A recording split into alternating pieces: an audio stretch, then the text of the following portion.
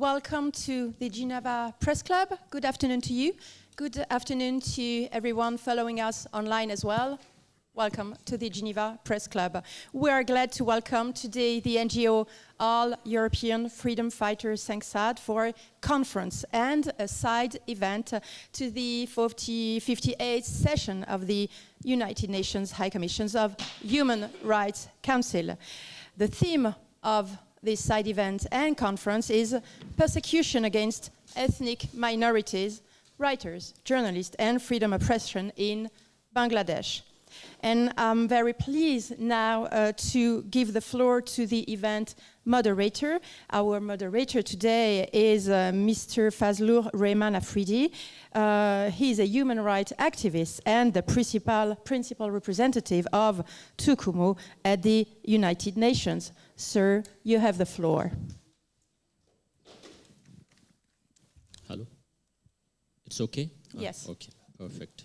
Thank you very much for your opening remarks. This event, as you have heard, the persecution of ethnic minorities, writers, journalists, and the freedom of expression in Bangladesh. It's really a privilege to welcome and express our gratitude to everyone, including our distinguished panelists. This conference is chaired by Mr. Tajul Islam, the General Secretary of All European Freedom Fighter, Sangsad. So please, I would request you to for the initial remarks on this conference, Mr. Tajul Islam.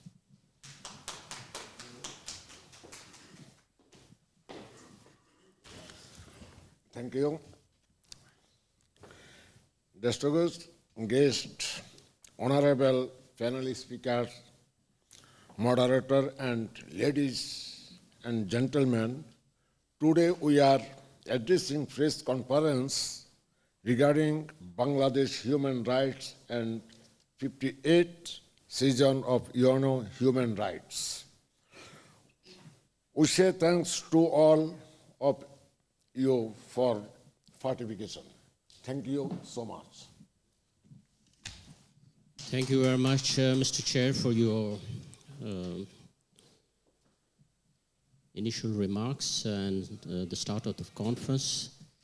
This conference is an effort to shed light on the least discussed but the alarming rise in the past 7 months of extremists who are enjoying free reign in Bangladesh and vow to destroy the pluralism, leaving the devastating imprint on the lives of millions who believe in tolerance and pluralism, seek to live in harmony and stand for the equal rights for 175 million people, half of which are women.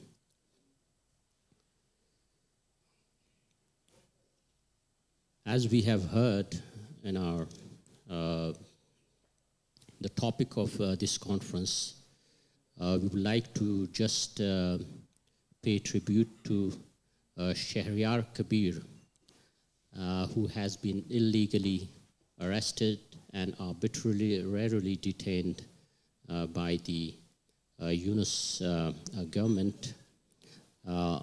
He was arrested on 17 September 2024, Black Day for Bangladesh, as Shahryar Kabir, an eminent Bangladeshi journalist, author, defender of minority rights, war crimes researcher, filmmaker, and a staunch advocate against fundamentalism, was arrested in Dhaka by law enforcement agencies on a case over allegations of crimes against humanity and mass killing.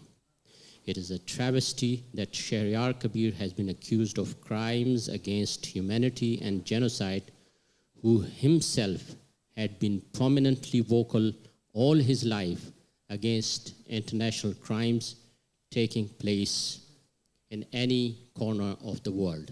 Dr. Yunus-led administration in Bangladesh, under the influence of radical and fundamentalist forces, plotted the arrest to deter the spirit of secular society which is fighting for minority rights and the rise of religious extremism in Bangladesh.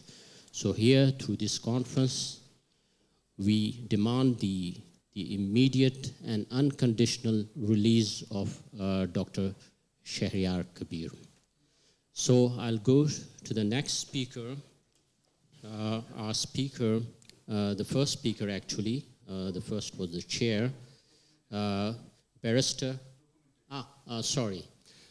before going to our first speaker, we have a documentary on Bangladesh, so please, if you can switch it on.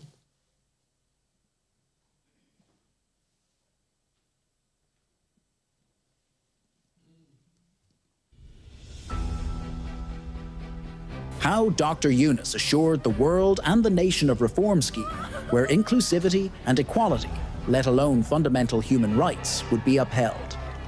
All these tall claims were made during a speech by Yunus on August 8th upon his return to Bangladesh before taking oath as interim head without winning any election. And from UN to other international rights bodies also backed Yunus' regime and the quest for so-called reform process unanimously. International human rights activists, organizations, politicians, lawyers, journalists raised their concern from the very beginning, but Yunus's interim government didn't pay attention to this concern. Given the current instability in Bangladesh and since the departure of the former Prime Minister in August, this is a moment of deep concern. Many governments are condemning the violence and calling for peace and law and order to be restored. But 7 months under the reign, a reality check reveals just the opposite scenario, with law and order went totally collapsed, while the judiciary and law enforcement have been totally weaponized.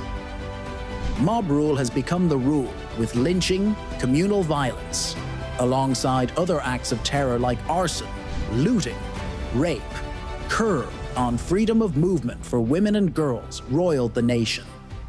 Let's take a look at how rights abuses exacerbated in the country, extrajudicial killing and custodial death by law enforcement. Since August 5th, at the behest of Bangladesh Army, joint forces have been deployed. Troops are also empowered with magistracy power and following our monthly status of killing under law enforcement. Atrocities against minorities.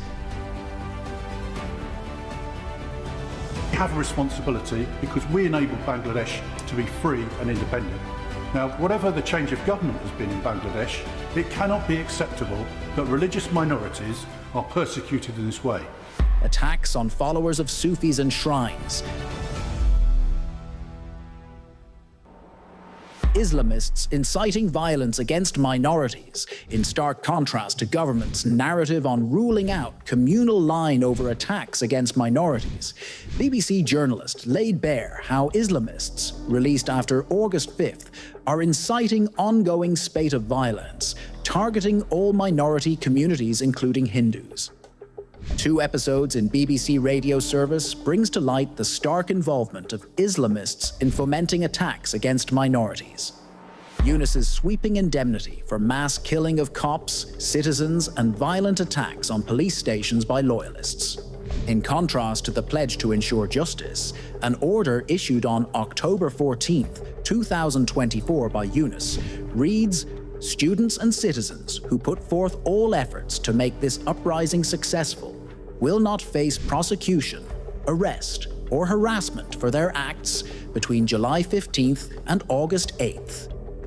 Emboldened at the indemnity, advocates of Yunus regime, radical Islamists and coordinators from student against discrimination platforms publicly glorified the killing spree of cops and planned destruction of key public offices as part of a violent campaign to bring down Awamilleauge.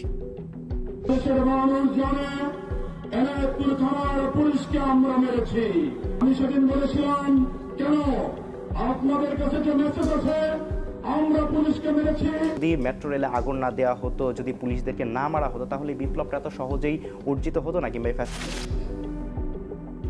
পুলিশের firing এ কম লাগছে, civilian প্রেসে হাতে 7.62 আপনারা নিজে দেখছেন। বৈষম্য বিরোধী আন্দোলনে সিরাজগঞ্জের এনায়েতপুরে যদি 15 জন পুলিশ নিহত না হতো, বাংলাদেশের পুলিশের মেরুদণ্ড ভাঙত না।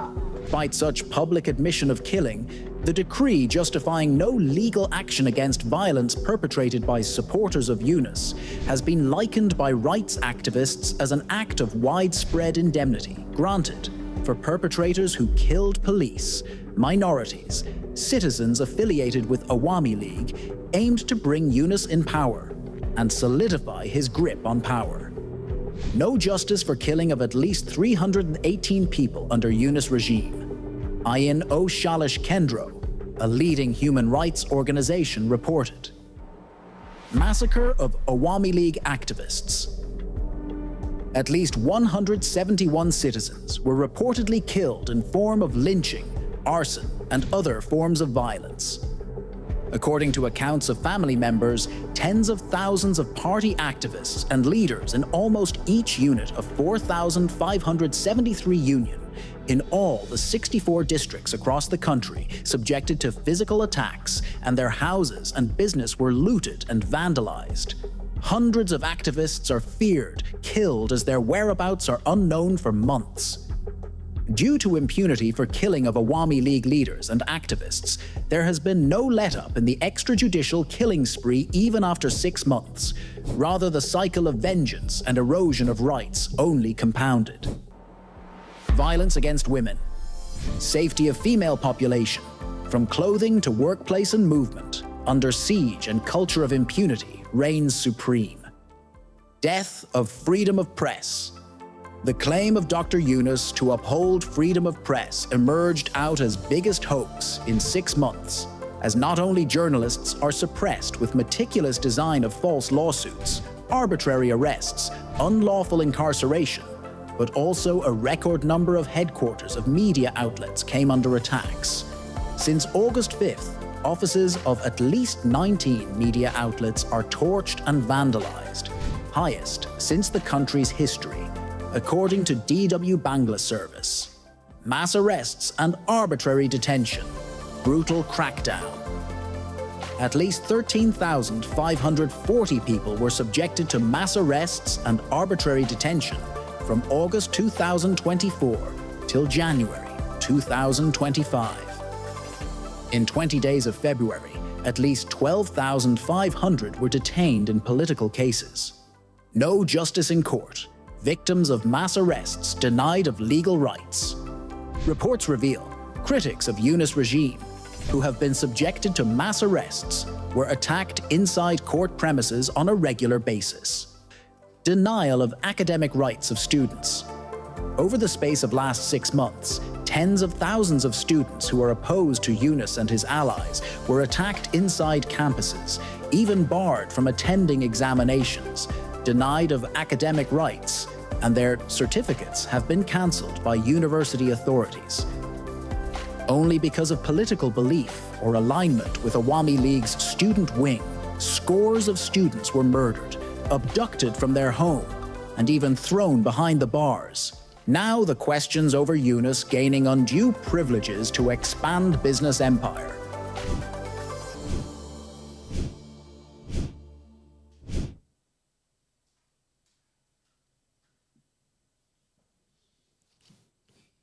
We can see from this documentary how alarming the situation is, and if steps are not taken to stop these terrorists, I think the situation will further deteriorate in Bangladesh, and silence is not an option.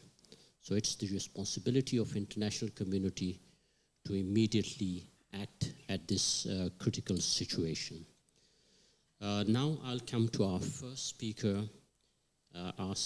First speaker is a very distinguished senior advocate of the Bangladesh Supreme Court and constitutional expert. She is Barister Tania Amir. The mic is yours.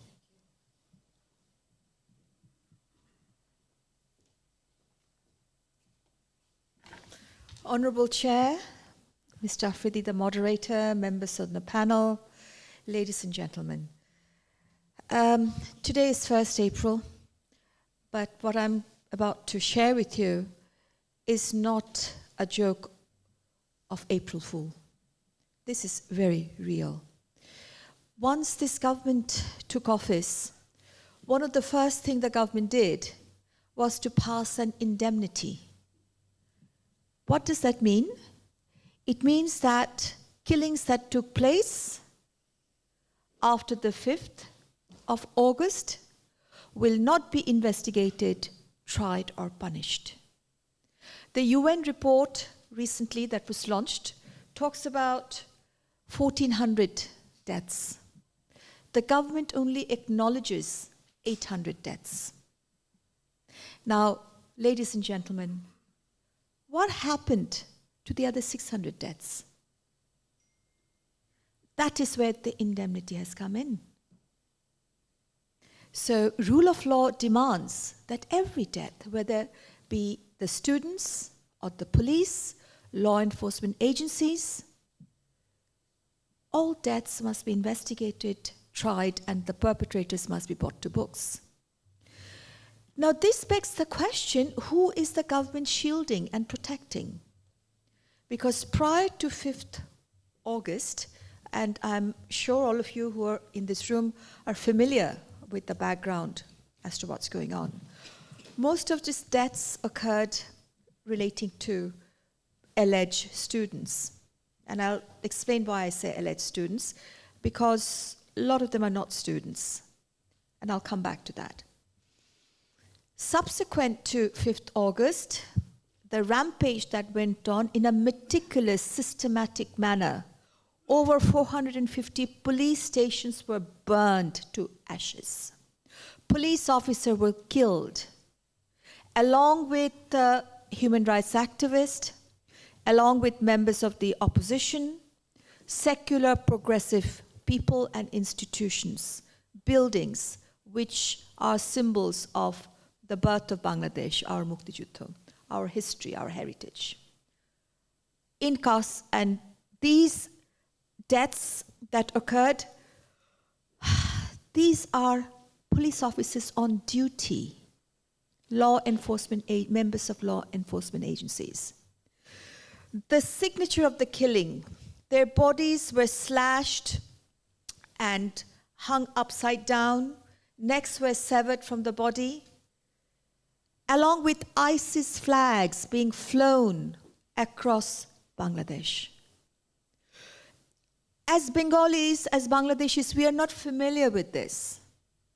This type of killing, where bodies are burnt, butchered like animals, even animals we don't kill like this anymore. We are humane in the way how animals are killed, and the way how the bodies were hung from bridges and so on. That is where the indemnity has been given by Dr. Yunus's government, that we will not investigate these killings. These are officers, most of them. Their police stations burned, they were on duty. In any other country, when an officer is killed during their duty, they're considered national heroes. And in Bangladesh, we decided not to investigate them. How can any legitimate government do something like that? And the second corollary question is that, therefore, who is the government trying to protect? Is the government trying to shield a certain group of people who are doing this?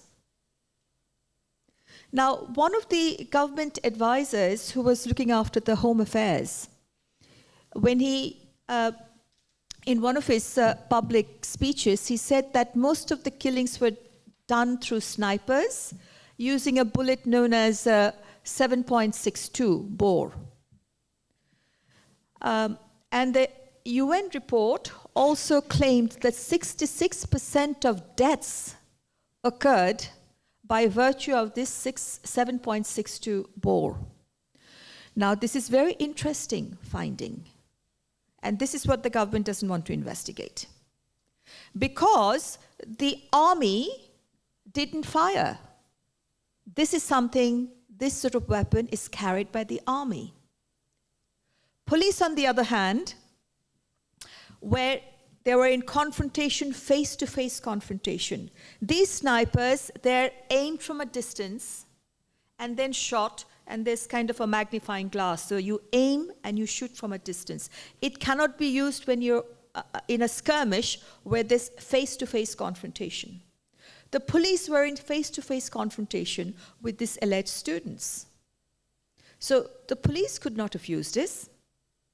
So who on earth did these killings? Was there a third force? Was there a group of mercenaries? Were there radicals who stole police uniforms? Because we have seen video reels of that. Police uniforms and their gear were being stolen, used by third parties. And that's precisely what the government doesn't want to investigate. Isn't that strange? And this indemnity that has been given? So, as per the UN report, the 1,400 deaths, which the government doesn't acknowledge, it acknowledges up to 800, so the 600 deaths remain.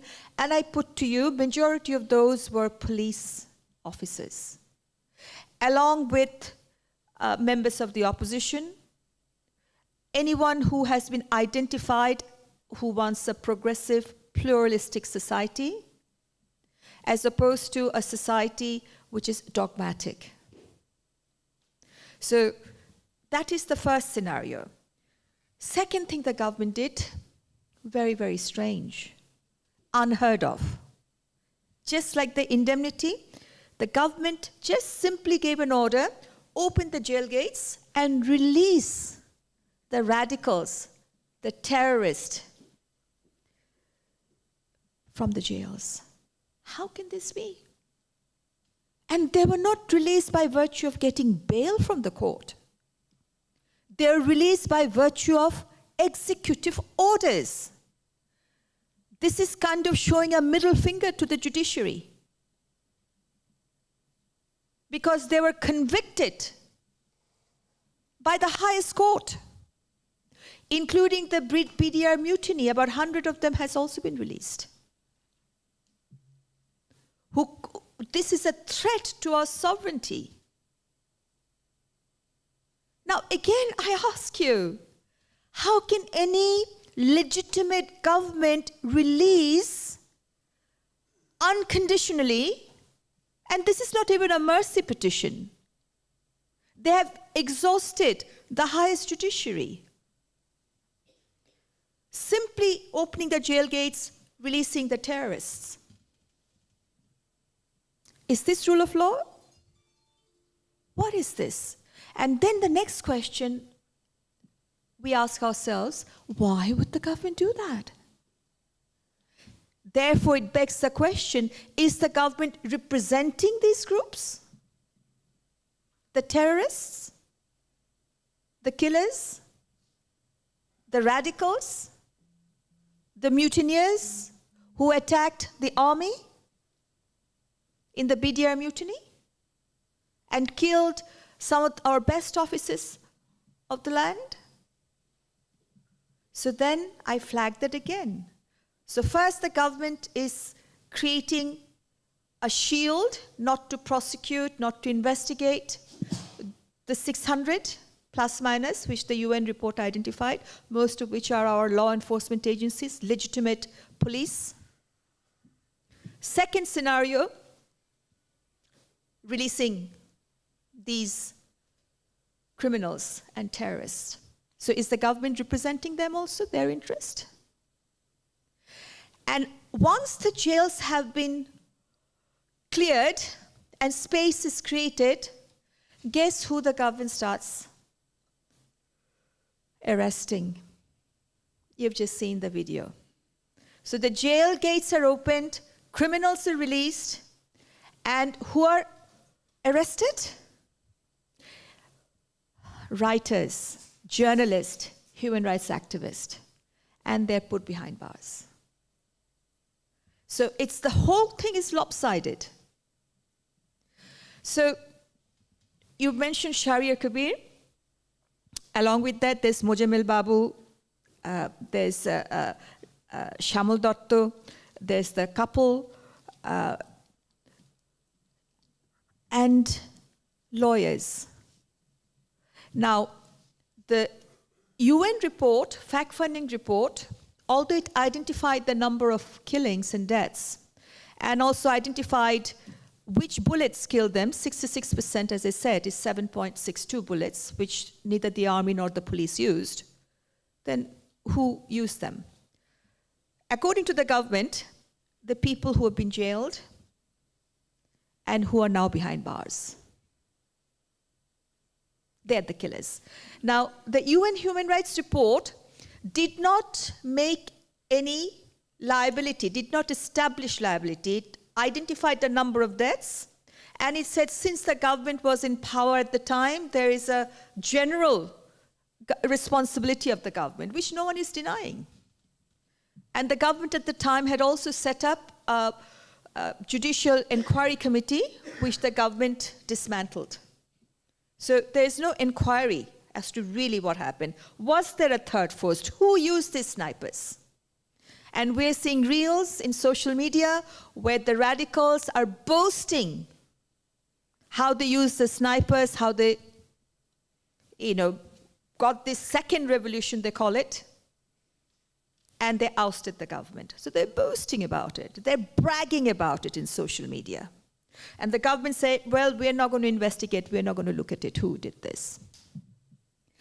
Now, the peculiar thing is, although the UN report did not establish liability as to whose bullet killed who, and this is something that from this meeting I'd like to invite the Human Rights Commission to come and investigate up to date a fact-finding mission and also establish liability as to whose bullet killed whom.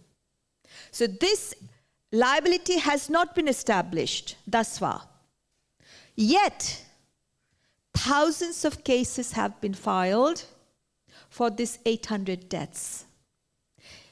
Against each death, there is allegation of named individuals, about 300-400, and unnamed individuals, another 500-600. And the template of the complaints is almost identical across Bangladesh.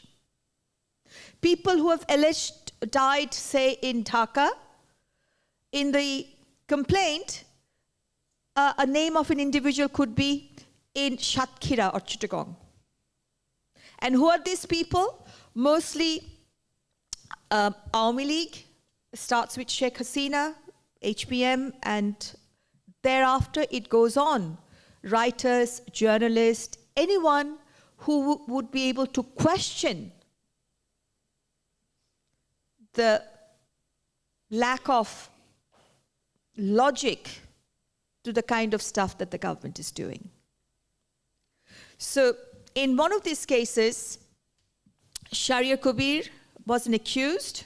Mind you, in a criminal case, if there are 300 or 400 accused and unnamed accused another 400 or 500, I'll tell you as a lawyer, that case will never see the light of day.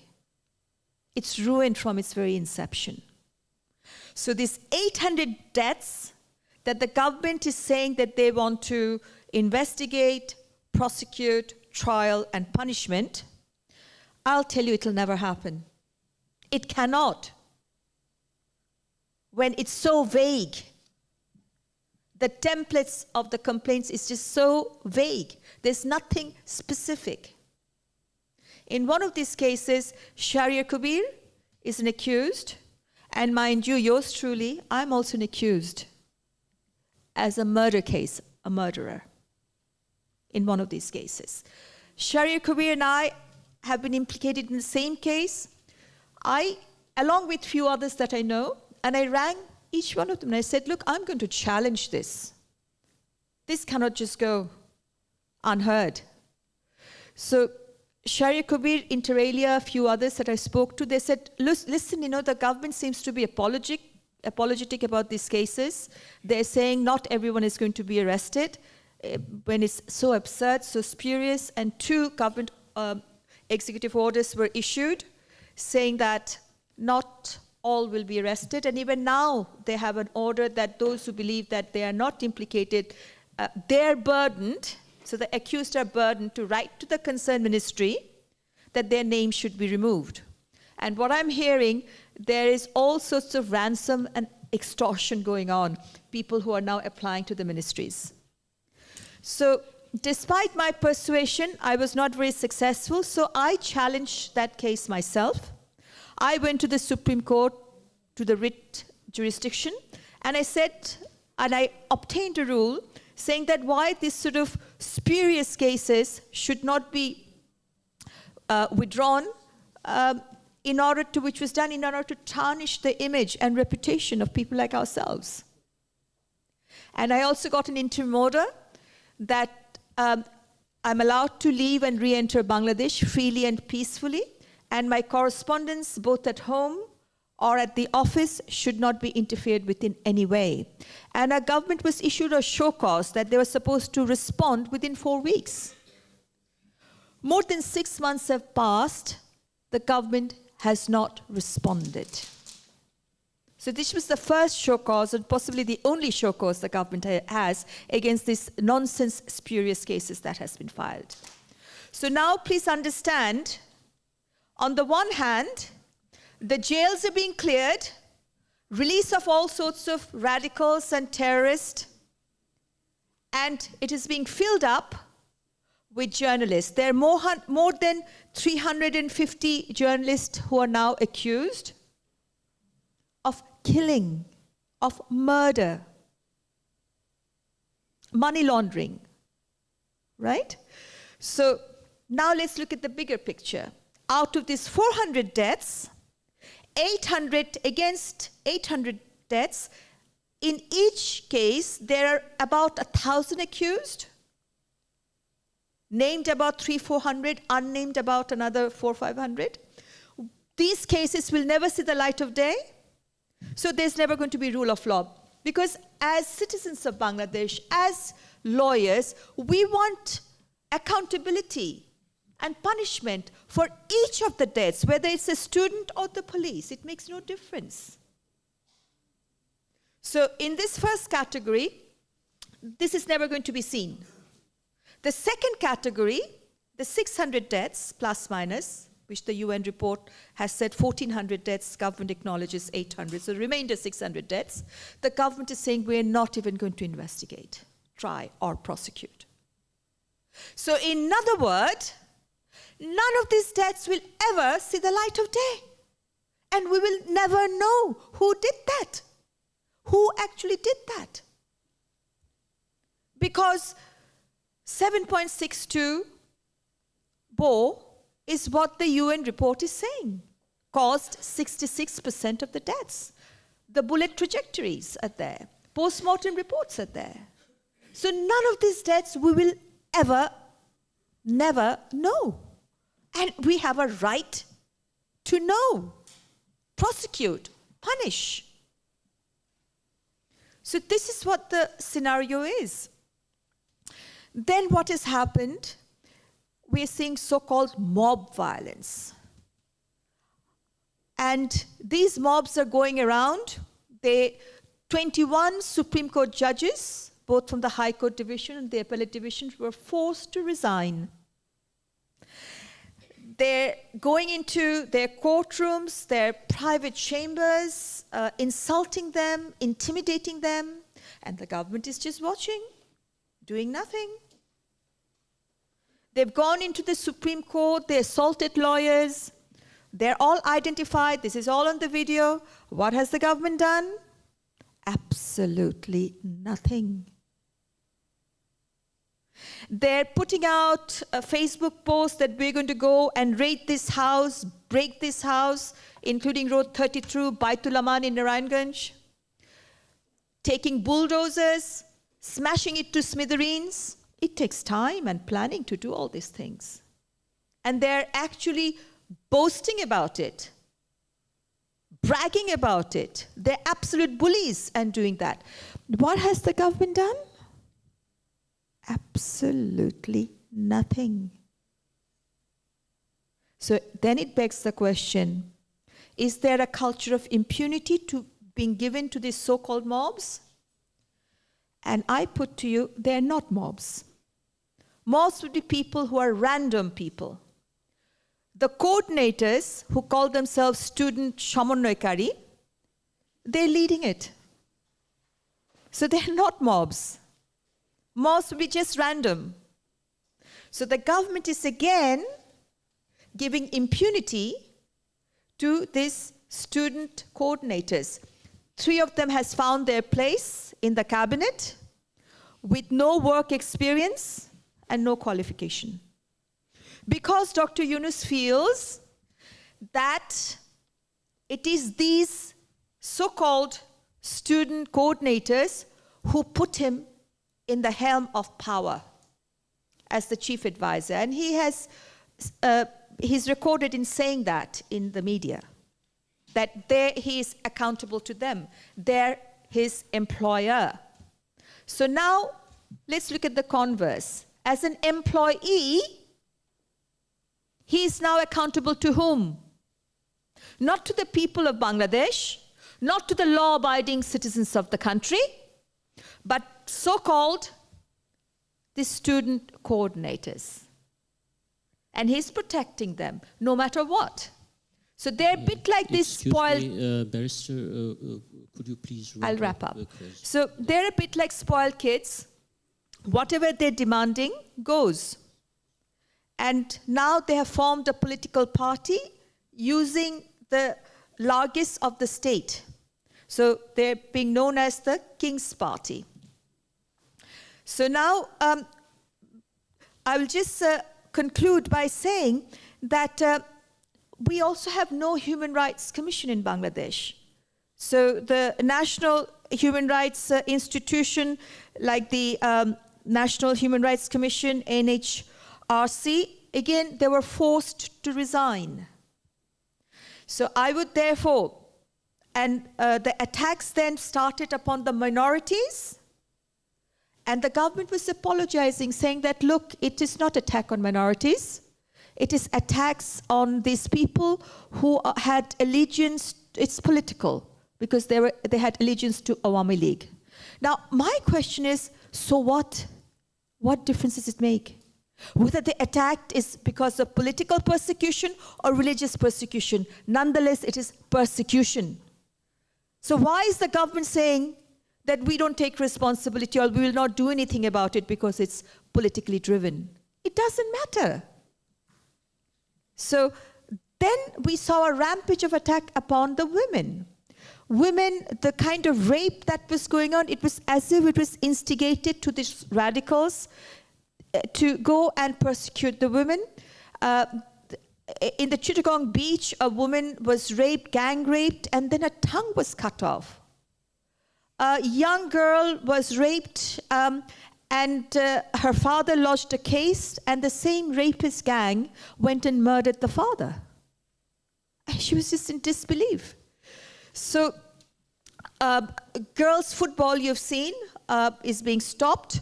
Women's goods that women are producing, they're being told you cannot sell your goods in the market. Now, my question is, Dr. Yunus, who is known to empower women and women's empowerment, why is he silent? His silence is so painfully loud. Why isn't any action being taken against those who are attacking the women? And these are, again, one of the women at the university, when she was attacked, with the help of her professor, she went and complained, and this offender was allegedly arrested by the police. Guess what happened? These radicals went and released him from the police station and putting flower garland around him that he's a hero. Because he's trying to enforce, allegedly, the right of the women as to what they should wear, what they should not wear, when they should go out. Young girls are scared to go for walks in the parks. So how they should, what type of clothes they should wear. So the intimidation is going on. So I would therefore invite two things from the UN. A, that there must be another fact-finding mission, not just up to August, but to date as to what's going on. The rise of the radicals, which is being supported by the government. So I see it this way, as a lawyer, that when the state and the government is unable or unwilling, whichever the situation, to take action against the perpetrators, does it not mean that it is therefore government-sponsored? Does it not beg that question? Is it being government-sponsored? Who is the government representing? If you're releasing people from jail, the terrorists, then who is the government representing? So the first, therefore, request from this August gathering is that there should be another UN fact-finding mission documenting everything that has happened to date. Secondly, the Office of High Commission of Human Rights wants to open a field office in Bangladesh, possibly a regional office. I would invite that. The government refused that. Let that be set up. So let the culture of human rights be there. So then these can be recorded. It doesn't have to be our word against their word. The UN office can be there. And it is very much needed that this continues.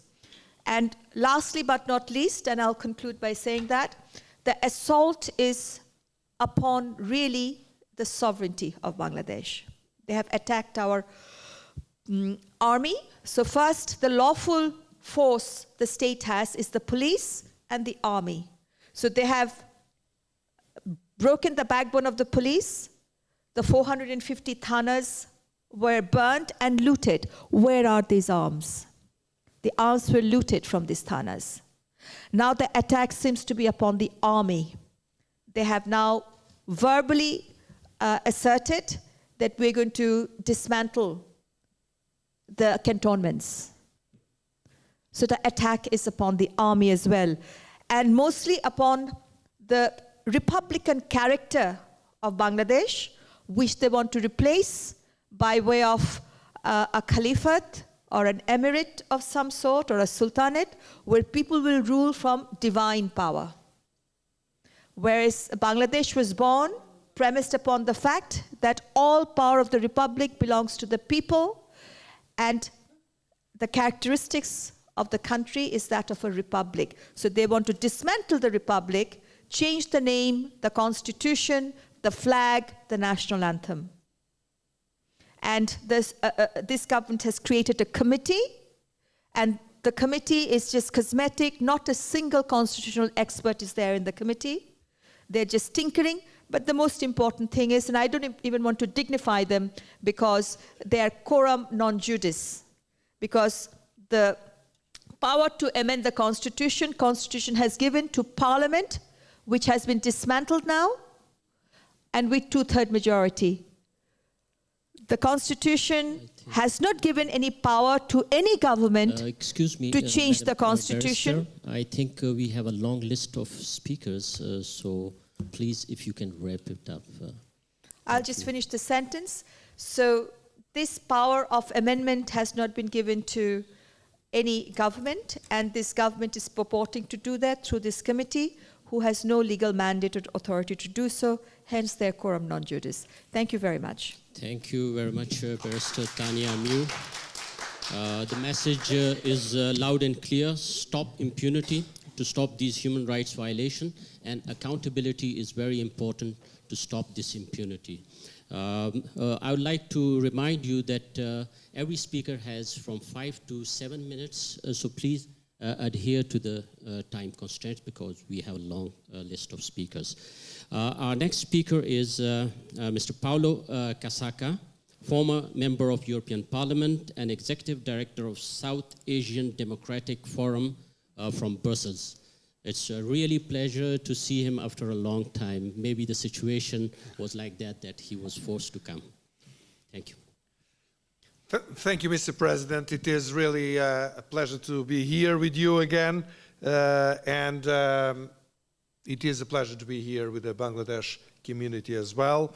It was great to hear this lesson from Tania Amir. I actually think that all of us will learn a lot from her wise words. You have seen the documentary. You have heard Tania Amir. We are all conscious that we are witnessing a repetition of what we know happened in '71. We have those who do not respect human life, human dignity, arresting the most brilliant leaders of your country. Shahryar Kabir is a case in point. I know him rather well. I admire him immensely. I think he is an intellectual leader, not only of Bangladesh, but a world leader in understanding what secularism is and how we can build an open, a modern, open, and solidary society in the world. This is a complete tragedy. This complete tragedy, we have to say, happens after perhaps the best 15 years of the Bangladesh political history.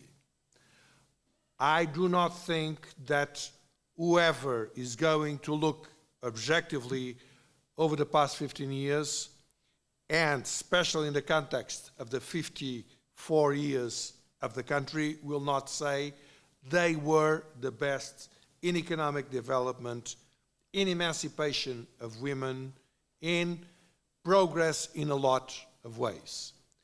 Of course, that not everything was good. Of course, that there was not a perfect democracy, far from that. And there are things that did not go well in Bangladesh, as anywhere in the world, in Bangladesh specifically. Some of the things did not go well. I was the last time in Bangladesh in January, accompanying the elections. I could see very well that what was going to happen, not only because in history this has been repeated several times, boycotts accompanied by pressure to dissolve parliament and come again to elections, but because the climate was really indicating that this was the case. I did very well understand, and I think I was there for a few days. I spoke with some of the leaders of this students' movement, and I mean, I'm not, I don't think I am any luminary, I don't even speak your language, but it was so obvious that what was in the mind of these people was to reproduce Pakistan. It was obvious. I mean, they were loathing not only the Awamilleauge, but secularism and India. India was, you spoke about India, India was the reason why of all the problems of the country, the completely absurd and maniac way. So I think that whoever in the West did not understand what was coming was because it did not want to understand, because it was quite obvious to me what was going to happen if these people would allow to take power. And here it is. The reality is there. The West has a lot of responsibilities. From the start, with the creation of the myth of Yunus and the Grameen Bank. I mean, it is, I've been reading the designation of the Peace Nobel Prize. And I don't know how can such absurdities be written.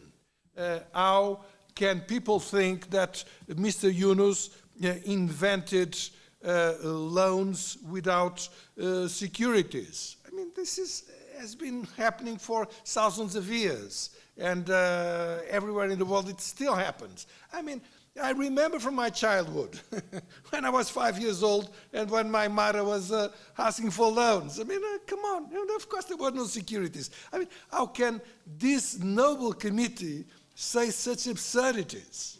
It's unbelievable. But, I mean, it would be just a joke if you would not have seen the results now. I mean, actually, I think that everything indicates that this was planned for 20 years before, obviously. The Nobel Prize was for 2007 for Mr. Yunus to form the government, to form the party and the government, so on and so on and so on. Okay, it didn't happen. He understood he did not have the capacity, and now, well, nearly 20 years after, it's done. But, I mean, how could anyone in the West believe a thing like that? How could anyone in the West not to understand what is the basics that Adam Smith explained to all of us? The crux of the matter of the free market economy is not that the businessmen are caritative. No, they are not. No, they are wanting their self-interest. But there is an invisible hand of the market that make that competition, when there is competition, of course, if there is no competition, if the businessman, the banker, has the power, well, then it's catastrophe. But that's competition that allows for progress to be done. And of course, there I would have to say, of course, I did not, the last time I was, the last figure I remember of Sheikh Hasina, in front of me, explaining the case against Yunus, in January 2024. I think that Sheikh Hasina had the perception of what was coming, and that he was the one that was going to be put in her place. I think she has the instinct to understand that. But, of course, that I am not for putting, he is usurary. Of course, if you put bankers in prison because they are usurary, I mean, there will be no bankers out of prison. I mean, that's their nature. I mean, of course, I do not think that this was the way to go through. And I think that it is essential right now, and I speak to you, in the name of the 398, I got the lists the day before yesterday, from the Awamilleauge. Nominative lists, 398 Awamilleauge, some of them just sympathizers, murdered in the most gruesome circumstances, most of them burned alive. I mean, how can we imagine such a crime? We cannot allow this to repeat itself. You have a responsibility to get to terms with those people that have no blood in their hands, that have no fanatic ideas in their mind, that are reasonable, that are in other parties, to come together and to say, listen, let's put Bangladesh on the right track again. Let's have a way to get back a police system that is trustworthy, that makes the lobbying respected. Let's organize elections, free and fair and participative elections where everybody is coming, and stop this. And stop, of course, one of the issues that I think is in front of us is that you are absolutely right, no mobs. I always use the term militia, because that's what they are. They are militia. That is, they are informally hired to do what they are doing. Exactly as Tania Amir was saying, a mob is completely different. A mob is that spontaneous. I mean, there is someone that is robbing a bank, for instance, and the people around, very shocked, decide to make justice by their hands. That's a mob. This is not a mob. These are organized militias that have been indoctrinated during years by these madrasas and not only fanaticized, saying that human life, never mind, can kill whomever. If you say, if the guy that pretends to be the owner of Islam say, oh, you are right to kill whoever. He kills whoever, because he has the right to do so. This is the problem. And these people, they did not come like that in July 2024. They were already like that. So this is a responsibility as well of the Awamilleauge. I'm speaking to you about that. You cannot allow this to continue. You have to stop it. You have to say, listen, human life is the most important command in every religion. So these people that pretend to speak on the name of Islam, they cannot do it. You have to confront them. You cannot allow these factories of hate to continue the way that they have been going up to now. You have to stop it. You are the people who can do it. And of course, you need a Western society that will behave differently from what it did up to now. We are now seeing a lot of organizations saying, oh, yes, the human rights. But come on, didn't they understand that already in August the 5th? Didn't they understand it before? Didn't they understand that till the day that the genocide of 71 is recognized, these people think that they are entitled to repeat it, that they have the right to do it, that they have the right to go to the International Court Tribunal, to take it by themselves and to reverse its role, persecuting those who were the victims or those who defended the victims of genocide. And this is your task, what you have to do. It's a tremendous task. And unfortunately, as we have seen, you cannot trust most of the Western interlocutors. It's very unfortunate, but that's a reality. But some of them you can. You may believe me. The moment I saw Bangladeshi people, the moment I saw these workers in Dhaka, or in the periphery of Dhaka, or in Chittagong, working like hell, in trying to achieve the earning for their children. I think that there are no people that deserve more attention, more love than the Bangladesh common people. And I have been in love with the Bangladeshi common people. I have been. And I wish you all the best. And I wish we will win this battle. And till the moment I can, please count on me. Thank you. Thank you very much, Mr. Paulo Casaca, for your fantastic, informative, and thought-provoking speech. Now I would like to invite our third speaker, Mrs. Puspita Gupta, Human Rights Defender, President of Bangladesh Secular Movement, UK. Thank you. Thank you, President, and thank you, the previous speakers. Tania, I learned a lot from you. Thank you, Paul. That was very inspiring, and a lot to learn, and a lot to take from this. I'm in a task, honestly. I'm in a hard job because after these two speakers, I don't know what to say. Anyway, I'm here, I'm standing in front of you all to speak up or speak on behalf of minorities in Bangladesh. Today, we gather to discuss a deeply troubling reality, the systematic persecution of ethnic and religious minorities, the suppression of journalists, bloggers, and writers, and the erosion of freedom of expression in Bangladesh. The situation has reached alarming proportions with state inaction, political instability, and rising extremism, fueling a climate of fear and violence.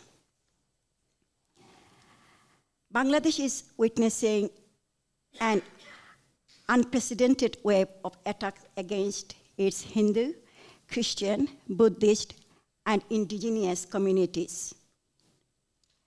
Reports from Al Jazeera, BBC, The Guardian, and Amnesty International confirm that since the political transition in 2024, minority groups, especially Hindus, have faced brutal violence, killed, injured, temple vandalized, homes looted, and families displaced. Hindus, who constitute less than 9% of the population, have borne the brunt. In Duara Bajar Sunamganj, mobs attacks, after Tania's description, I should not be saying mobs. The student militias, yeah. Attacks on Hindu homes over a Facebook post. In Khulna, a Hindu boy, Utshab Mandal, was lynched over blasphemy allegations. The Hindu Buddhist Christian Unity Council reported that over 2,010 communal attacks occurred in just 4 months, affecting 1,705 families. Bangladesh police confirmed 1,608 attacks on minorities. Indigenous minority, Adivasi communities have forced evictions and violence. The removal of the word Adivasi from textbooks symbolized state-sanctioned issue. Christians and Buddhists have also been targeted, with churches attacked and harassment. In addition to physical violence and social exclusion, the state has actively used legal mechanism to suppress Hindu minorities seeking justice. Across 12 cases in 4 districts, 650 individuals have been named and 3,685 unidentified persons have been implicated in various false cases designed to suppress their voices. These legal actions serve as a tool for intimidation, silencing those who dare to demand their rights and justice for communal violence. The interim government under Muhammad Yunus has failed to provide security. Instead, Islamist groups like Hizb ut-Tahrir, Jamaat-e-Islam, and Ansarul-Islam, Ansarullah Bangla team have gained influence. The Bangladesh interim government has released jailed Islamic extremists such as Jashimuddin Rahmani, leader of the militant group, Ansarullah Bangla team. Hizb ut-Tahrir has organized a massive rally demanding the establishment of a caliphate. Hindus are being systematically excluded from government services due to alleged involvement with the Awamilleauge and various misconceptions, including accusations of blasphemy. Hindu government employees and police officers are being forced to resign, a clear sign of institutionalized discrimination.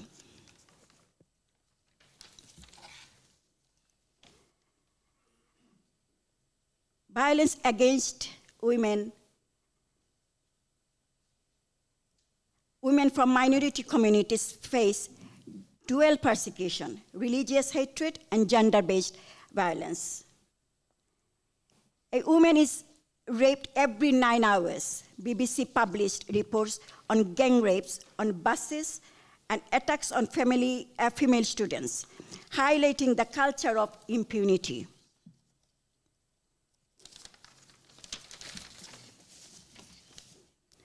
Suppressions of women's rights, girls' football matches, and matches are cancelled under Islamist pressure. Female journalists are assaulted.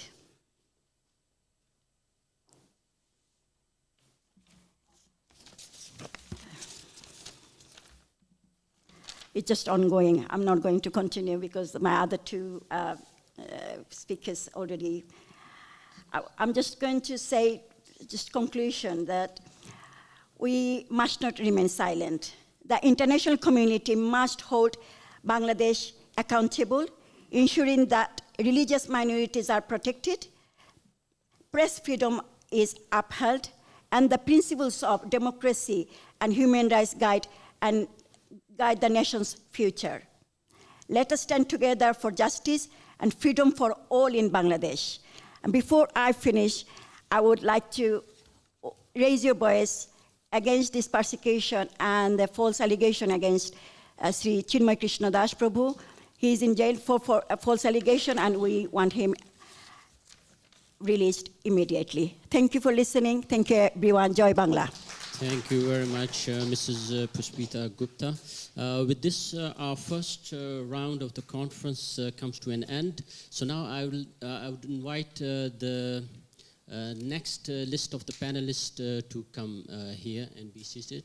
And Mr. Ghulam will stay because he hasn't yet spoken. So you stay, and the rest, the next speakers will come to replace you. Thank you. Thank you. Okay. Oh, sorry. You want me to speak? You will start speaking after that. Yeah.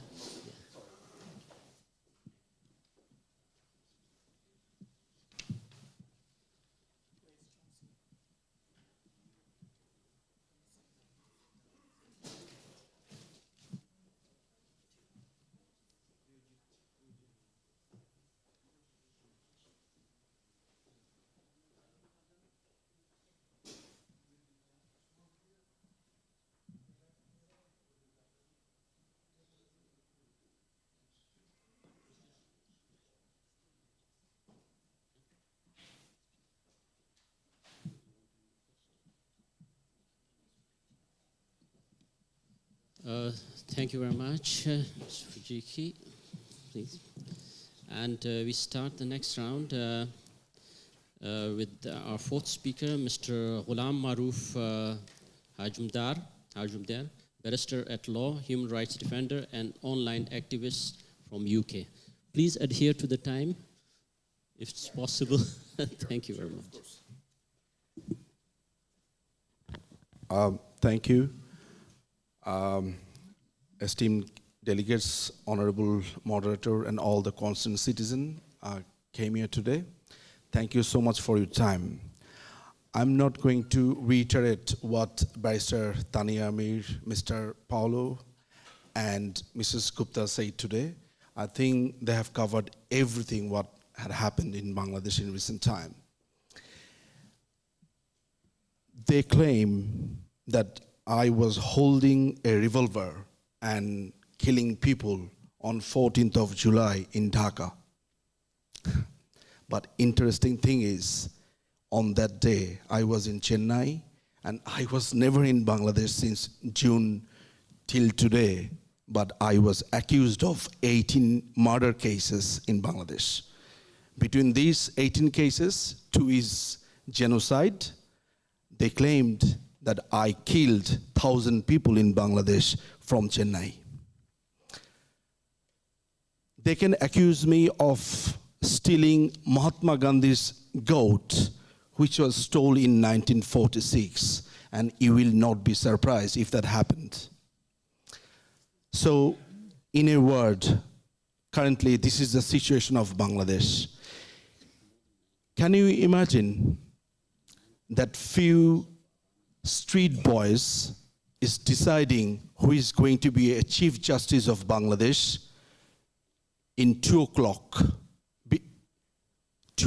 and who will resign from the chair of the Chief Justice in Bangladesh, and this is happening in Bangladesh. They are deciding who will be the judges of High Court. They are deciding who will not be in the chair. The people who are so-called accused of false cases is being attacked in the court by so-called mob. They are dictating judges what to do with them, whether they will be given bail or not. So when a justice system is like that in a so-called sovereign country, yes, I'm telling it a so-called sovereign, because in Bangladesh, a bird can sing, but a human cannot talk. In Bangladesh, if you even say Joy Bangla, which means Hail Bangladesh, you will be in jail within a second.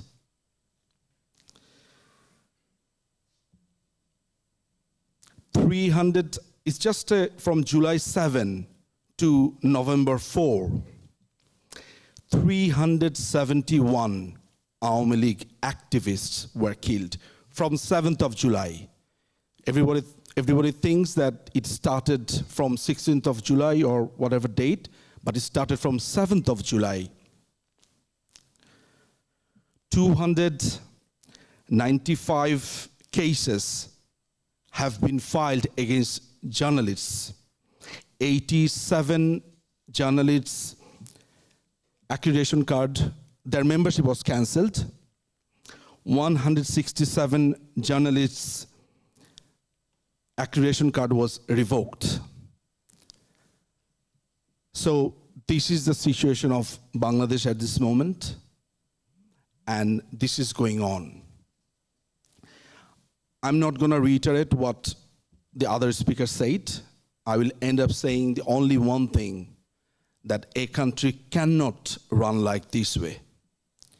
If we do not raise our voice, if we do not reach to the international community to take action, the spirit of 71, the reason we fought for our country, a liberated country, an independent country, will go in vain. I hope the voice of us will reach to the international community and the action will be taken seriously. Thank you so much for listening to me, and thank you everyone to be here. Thank you. Thank you very much, Barister Mojumder, for your informative speech. Our next speaker is Mr. Chongsi Aye Joseph, human rights defender and president of the Center for Human Rights and Peace Advocacy. Please.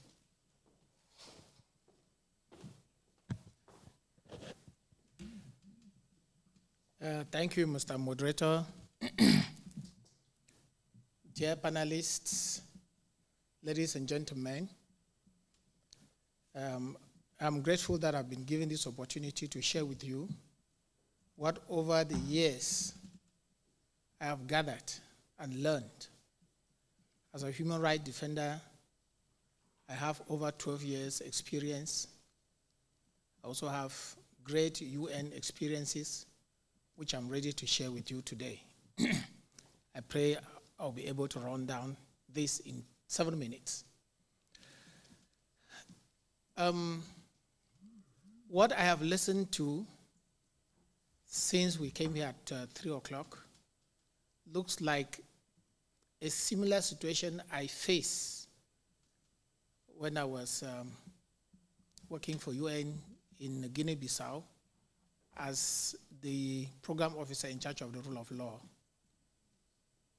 This is a country that has, since independence, gone through a lot of instability. And each time, similar things like what you are narrating happens. You are a little bit away from the mics, please. And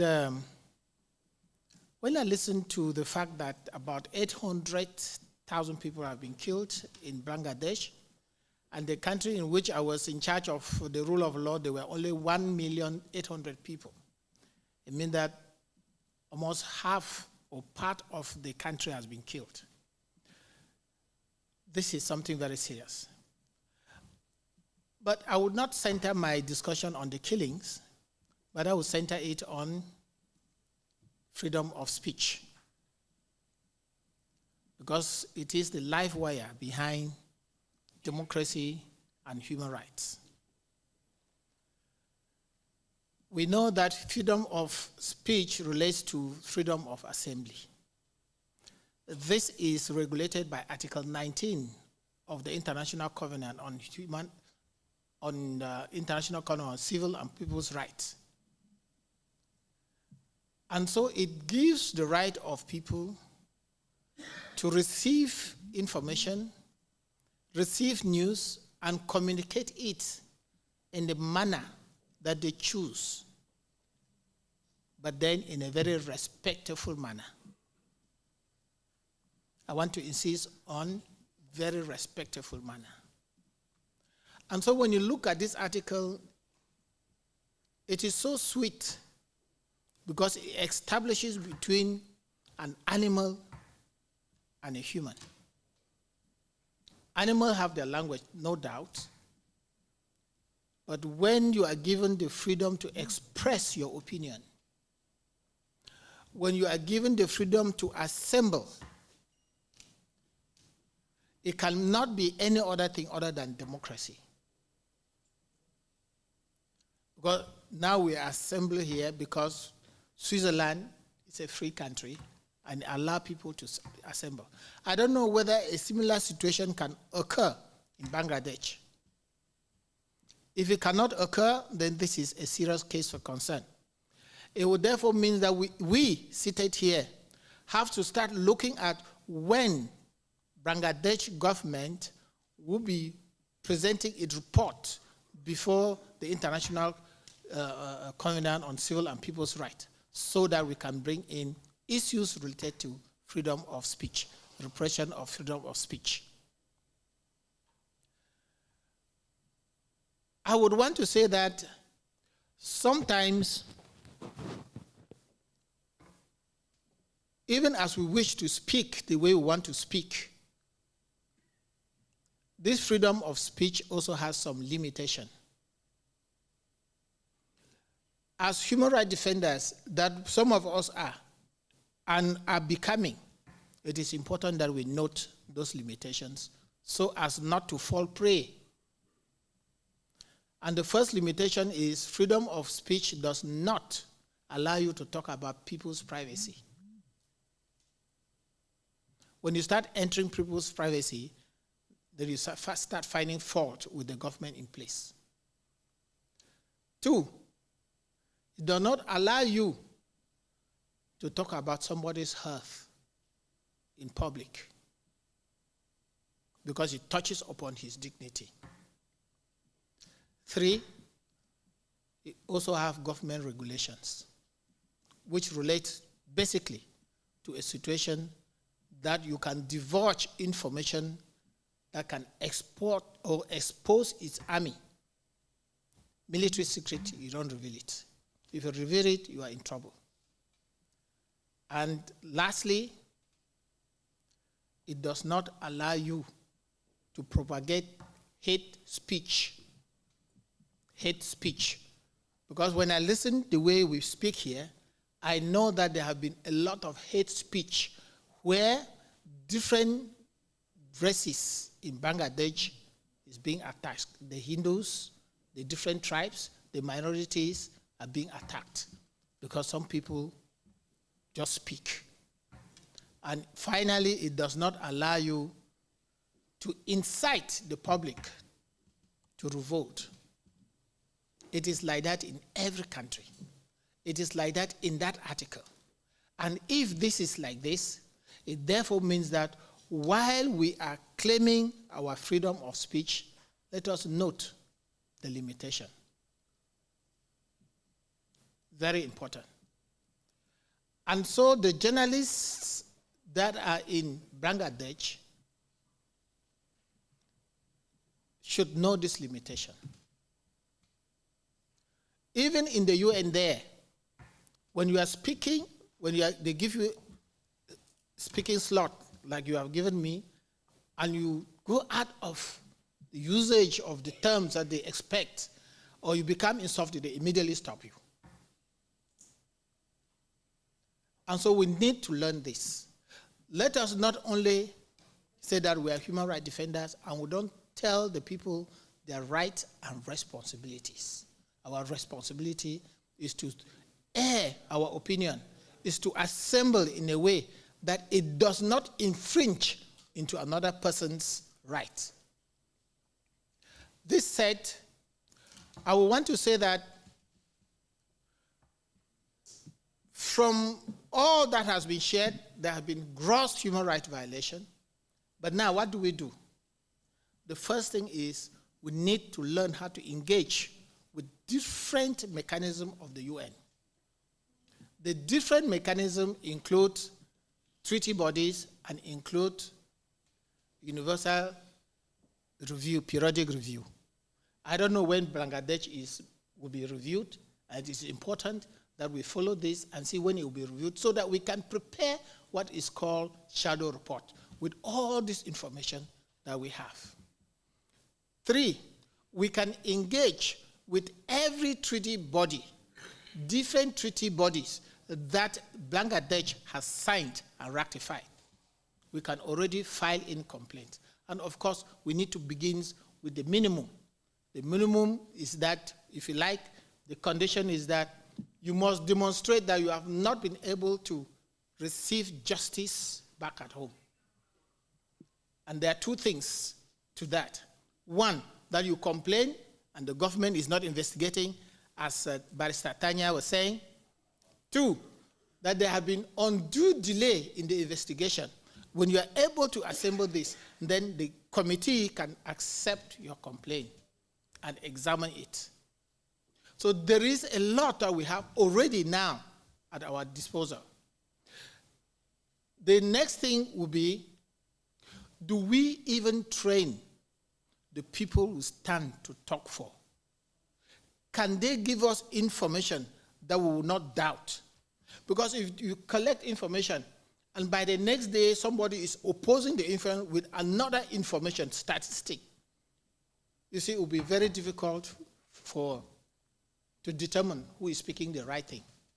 This is always the problem the UN has in determining, analyzing, and establishing the veracity of every complaint. The next thing, I know I'm running off. The next thing is, let us, from now on, develop training programs, which will start with sensitization and education of the people back home, different constituted groups, women, youth groups, minority groups, Hindus, on their right. All governments, no matter how dictatorial they are, they fear only one thing: human rights. And when they know that the people know their rights, they don't come to violate them. They generally only violate the right of those who don't know.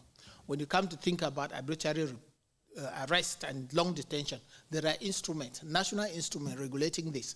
But when they come to arrest you, I know you don't know. They just implement it. Ladies and gentlemen, I know that today, when I was doing my PhD, the title of my PhD was on territoriality and the right to self-determination. And in my reading, I came across Bangladesh, how it fought to become independent. And that one of the central things that gave them independence was that they were victims of human rights violation from Pakistan. And if the government is violating the people's right, I see in future that Bangladesh will be divided into so many autonomous regions that will be fulfilling the right to self-determination, which they asked for and they were given. Thank you very much. Thank you very much. I think we have very distinguished lawyer, barristers, and human rights defenders, and we know about our freedom of expression, and we criticize the government for not allowing us to speak. So that was the case Thank you very much for reminding us, but actually we know about it. Thank you very much.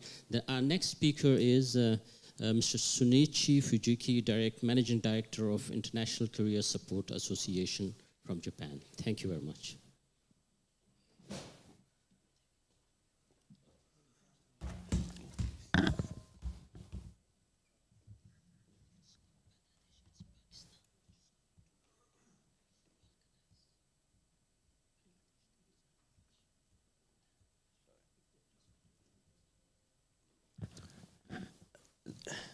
Thank you very much, Chairperson, and I'm very much honored and humbled to be here.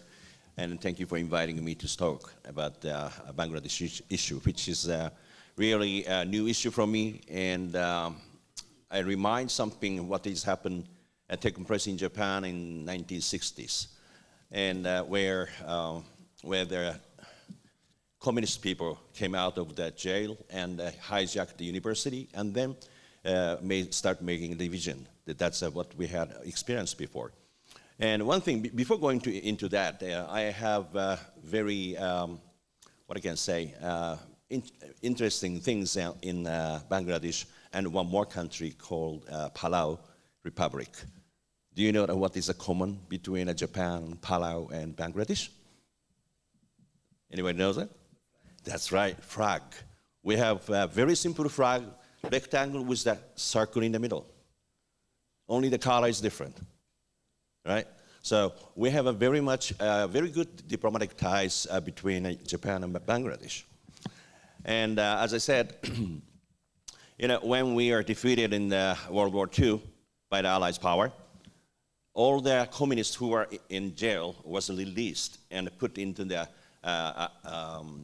appointed to the university professor, or mayors, governors, many high-ranking officers.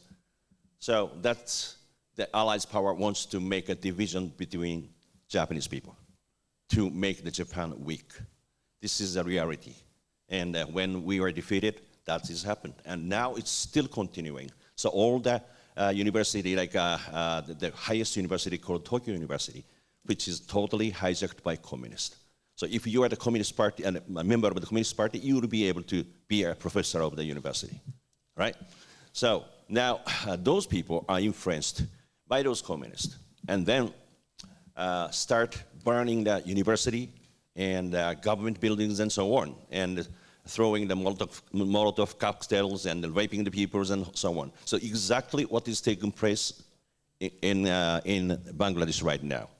And that is also studied from the university student who don't have enough social experience, but easily brainwashed in the certain what we call certain circle, right?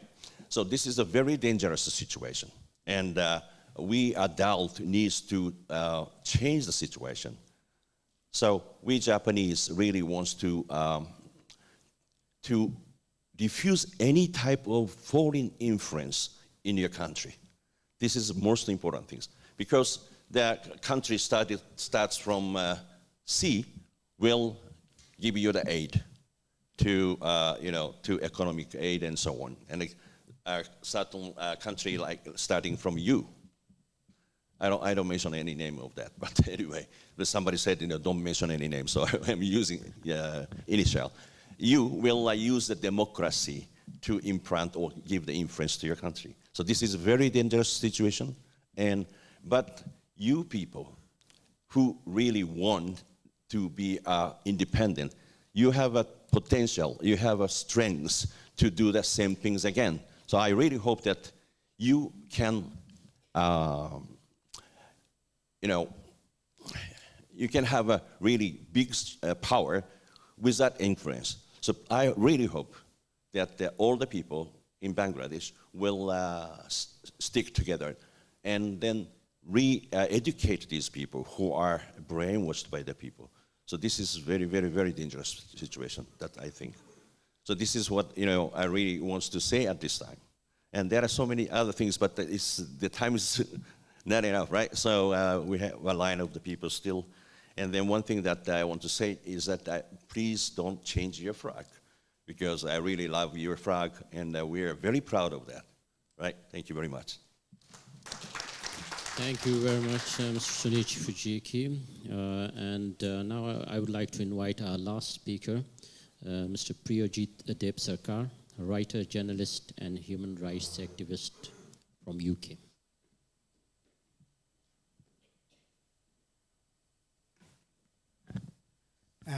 Good afternoon, ladies and gentlemen, chairman and the organizers. I think a lot has been said here, so it gives me very little room to maneuver, but I'll just make some very quick observations and points.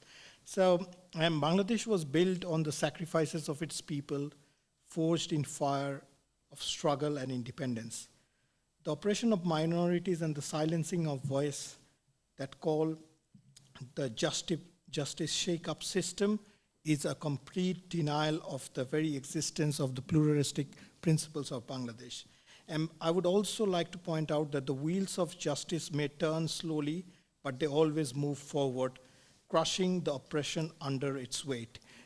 We have seen in 1971, there was the landmark article published in the Sunday Times known as Genocide by the Pakistani journalist Anthony Mascarenhas, which actually brought the horrors of the 1971 to the wider world, especially the West. I would also like to point out that the book Blood Telegram, written by Gary J. Buss, based on Henry Kissinger, Nixon, and the Forgotten Genocide. So we have got reference points in history where we can go back and reflect and make sure that we do not fall into the same trap again.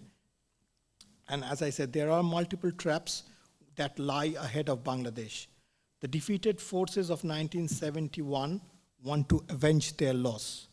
They want to transform Bangladesh into a monolithic state, completely undermining the pluralistic principles and negating the diverse composition of its social fabric. Bangladesh was once labeled as the real Asian tiger, where the country was transformed both economically and in all of the globally recognized social indicators, out-rivaled even its neighbors. However, the risk of Bangladesh slipping into chaos, degeneration will not only impact her citizens, but the ramifications will be exported and felt globally. I thank you. Thank you very much. This was our last speaker. So now I'll give the time to our listeners if they have some questions or comments. So I think the time is up, and I would like to end the conference. Unfortunately, we don't have the time for comments and questions, but we urge a United Nations Human Rights Council for a UN fact-finding mission, new UN fact-finding mission, stop impunity, because all those who are responsible for war crimes, crimes against humanity, and human rights abuses in Bangladesh, they should be held accountable and brought to justice. That's the main point we want to raise with the international community and with the government of Bangladesh. So thank you very much again for coming here and attending this conference. We end the conference. Thank you.